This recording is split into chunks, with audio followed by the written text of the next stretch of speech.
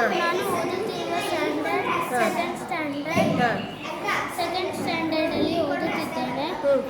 ನಾನು ಮಾಡುತ್ತಿರುವ ಎಕ್ಸ್ಪೆರಿಮೆಂಟ್ ಹೆಸರು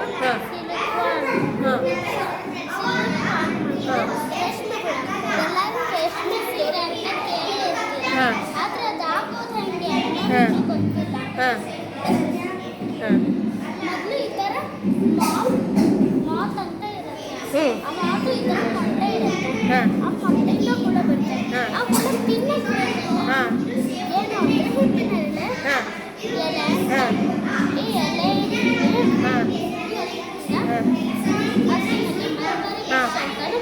ಜ್ವರ ಹೇಳಬೇಕು. ಜ್ವರ ಹೇಳು. ಇಂಗ್ಲೀಷಲ್ಲಿ ಮಲ್ಬರಿ ಬುಷ್ ಅಂತ ಕರೀತಾರೆ. ಅದು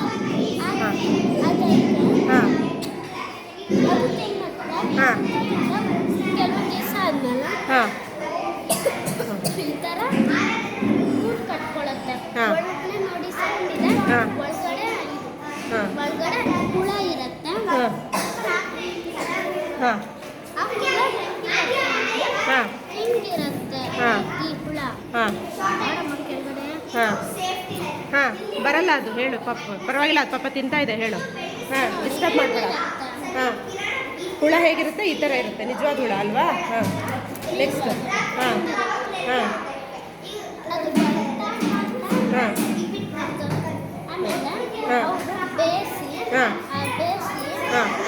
ಏನನ್ನು ಬೇಯಿಸ್ತಾರೆ?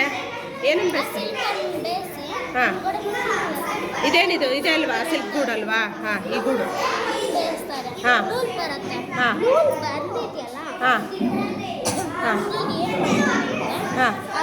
ಥರ ಇರುತ್ತೆ. ಬಿಡ್ತಾರೆ. ಆಮೇಲೆ ಮಗಕ್ಕೆ ಹಾಕಿ ಮೇಯ್ತಾರೆ. ಬೇಕಂದ್ರೆ ಇಲ್ಲಾಂದ್ರೆ ಹಂಗೆ ಬಿಟ್ಟಿರ್ತಾರೆ. ಅಕಸ್ಮಾತ್ ಬೇಸಕ್ಕಿಂತ ಅದನ್ನ ಬಿಟ್ಟು 10 ದಿವಸ ಆಮೇಲೆ ಬೇಸಕ್ಕೆ ಹೋದ್ರೆ ಅದೇನು ಪ್ರಯೋಜನ ಇಲ್ಲ. ಈ ಥರ ಹೊಡೆದಿರೋದು ನೀಟಾಗಿ ತೋರಿಸು. ಹೊಡೆದಿದೆ ನೋಡು. ಹೋಲ್ ತೋರಿಸು. ಈ ಥರ ಹೊಡೆದ್ಬಿಟ್ಟು ಬರುತ್ತಲ್ಲ, ಮೇಲ್ಚಿಟ್ಟೆ ಮೇಲೆ ಮುಡ್ಕಕ್ಕೆ ಹೋಗುತ್ತೆ, ಫೀಮೇಲ್ ಚಿಟ್ಟೆ ಮೇಲೆ ಮುಡ್ಕಕ್ಕೆ ಹೋಗುತ್ತೆ. ಅವ್ರಿಬ್ರು ಸೇರ್ಕೊಂಡು ಹೊಟ್ಟೆ ಇರ್ತಾರೆ. ಹಂಗೆ ಹಿಂಗೆ ಆಗ್ತಾ ಅಷ್ಟೊಳಗೆ ಸಾಕು ಅಂತ ಸೈಕಲ್ ಆಗುತ್ತೆ. ಮತ್ತು ಇದು ಮಲ್ಬೆರಿ ಗಿಡದ್ದೇನು ಹೇಳಲೇ ಇಲ್ಲ. ಹೇಳು, ಮಲ್ಬೆರಿ ಗಿಡದ್ದು ಎಷ್ಟು ಕಟ್ ಮಾಡಿ. ಹೌದಾ? ಹಾಂ ಸರಿ, ಆಯಿತಾ? ಮುಗೀತಾ? ಸರಿ, ಥ್ಯಾಂಕ್ ಯು.